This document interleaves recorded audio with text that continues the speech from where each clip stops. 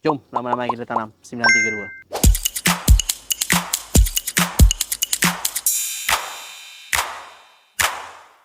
Hari ni saya Mr. Fu lagi. Saya hari ni nak tunjuk jagung variety SS932 daripada Crop Power. Jagung ni memang baguslah bagi saya. Saya tanam jagung ni dah 5 tahun lepas saya tanam jagung Crop Power ni.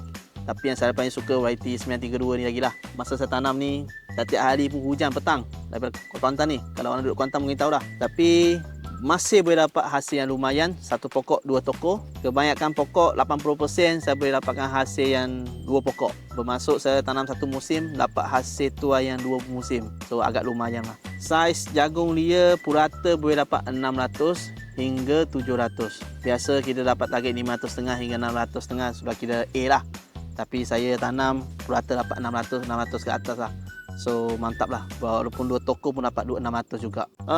Segi penjagaan ni tak susah mana 932 ni. Senang je. Cuma kita baja tepat masa, racun tepat masa. Dengan cuaca yang hujan kita letak racun kulat yang tepat masa. So tak ada masalah sangat lah. Jagung ni sebenarnya senang saja. Kita selepas kita gembungkan tanah, kita lepas semai benih jagung tu kat tray, kita letak dalam batas yang kita buat. Pembajaan kita wajib 7 hari kita kena baja. Sebab kita tiap-tiap hari pun kena makan nasi. Jagung pun tiap-tiap minggu kena baja lah. Tepat masa pada baja, tepat masa kita racun ulat, dengan tepat masa pada kita racun kulat.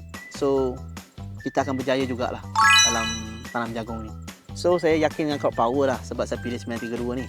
Sebab saya sudah banyak kali tanam jenis variety 932 ni. Setiap kali saya tanam tidak mengecewakan saya lah. Mesti dapat 2 toko ke atas. 2 toko sepokok lah. Dia lebih tahan lasat daripada variety lain. Sebab tahan lasat dia pada musim hujan.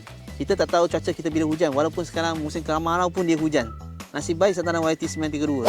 Kepada siapa peminat tanam jagung yang baru nak mula tanam jagung, variety 932 ni memang pilihan yang pertama lah bagi saya. Sebab tahan penyakit, tahan ulat dan tahan lasak. Cuba dah variety ini. Dah 6 tahun dah di pasaran variety 932 ni. Saya dah pernah tanam 5 tahun variety ni sebenarnya. Dari saya kena Crop Power, saya mulai kena Crop Power, saya tanam jagung 932 sampai sekarang.